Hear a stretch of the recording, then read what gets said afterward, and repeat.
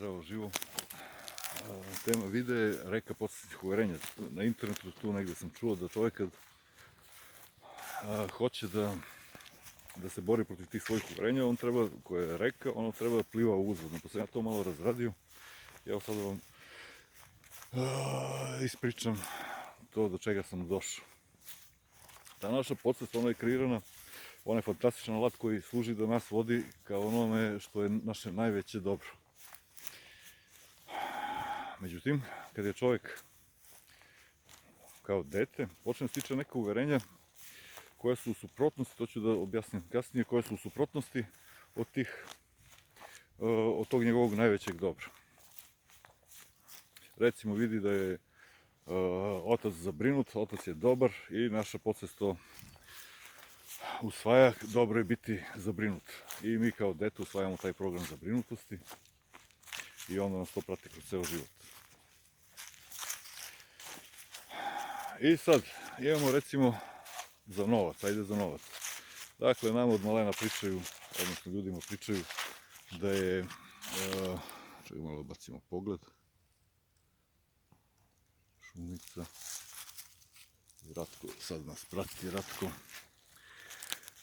Nama pričaju, ljudima pričaju od malena da se novac teško zarađuje, da loši ljudi imaju mnogo para, da čovjek mora se muči za novac, da veliki novac tiče samo prevarama i šta znam šta sve ljudi su tu izmislili vezano za novac. Novac nije ni dobar ni loš, on samo pojačava ono šta je čovjek. Ako je čovjek loš, on će to da pojača, ako je čovjek dobar, on će to da pojača, dakle to nema veze sa novcem. Međutim, naša podsvest usvoji to da novac nije dobar i onda ljudi ne mogu da imaju novac u svom životu. I šta sad dešava? Kod nekih ljudi ta reka podsjetnih uverenja, ono nije mnogo jaka i ljudi mogu da se bore protiv nje i da plivaju uzvodno, da zarađuju taj novac, da se bore za njega, da uz manje ili više napora. Međutim će da imaju problem sa tim što ne mogu da zadrže novac, će da ga troše odmah jer imaju instalirano podsvesno uverenje da je novac, da loši ljudi imaju novac, a njihova duša ne želi da bude loša. I onda će novac da bacaju, da troše i tada da kažnjavaju sebe možda i sa nekim bolestima, sa nekim drugim stvarima, samo da bi se opravdali što imaju novac.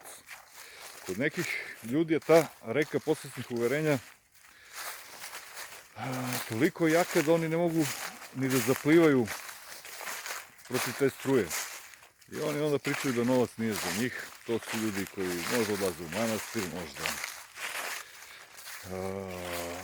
beskućnici postaju ili žive u nekoj bedi, krajnjoj bedi, to je za neke druge, novac nije dovoljno dobar, odnosno nije dobar.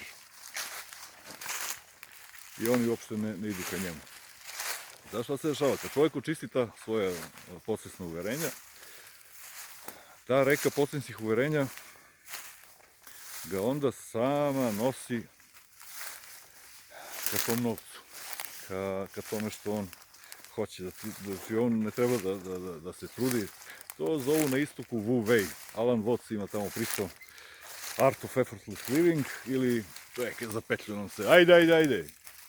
Život bez napora, zapravo život bez otpora. Ajde, Ratko, ajde, trnje malo, ajde, ti se boriš, ajde, idemo. Ajde, nije ti džabe valjda tako ime. Ajde. Evo izašli smo ovde, dođi. Dakle, tu je suština ta. Kad čovjek očisti ta negativna uverenja, ono dolazi prirodno, dolazi u taj, počne da živi takav stil života, bez otpora, prihvata sve živo, a zapravo to prihvata jer u svemu vidi dobro, odnosno to njegovo onda verovanje da je sve dobro, njemu stvarno donosi samo dobro u život. To je ženski princip postojanja gde mi prihvatamo kreaciju, Gospodovu kreaciju. Kad očistimo sve te negativnosti prema svetu, odnosno svu tu borbu koju imamo u nama. Ja to volim onako romantično da kažem, da uzjašem vetar, raširim krila i pustim da me Gospod nosi na sve one najlepše destinacije koje je odredio za mene. tad u takvom stanju prihvatanja mi zapravo samo se prepustimo tom dobru, apsolutnom dobru i ono samo dolazi do nas, samo mi plovimo u stvari, ono. Ta reka podsjetnih uverenja nas nosi na te najlepše destinacije. Tačno ono gde treba, na ono ušće, gde mi treba da dođemo. I onda mic po mic, život nam postaje raj. Odnosno, mi smo na tom putu koji je put za raj, ali taj put zapravo se pretvara u raj. Samo zato jer smo čistili ta podsvesna uverenja da nešto nije dobro i u nama je prestala sva borba.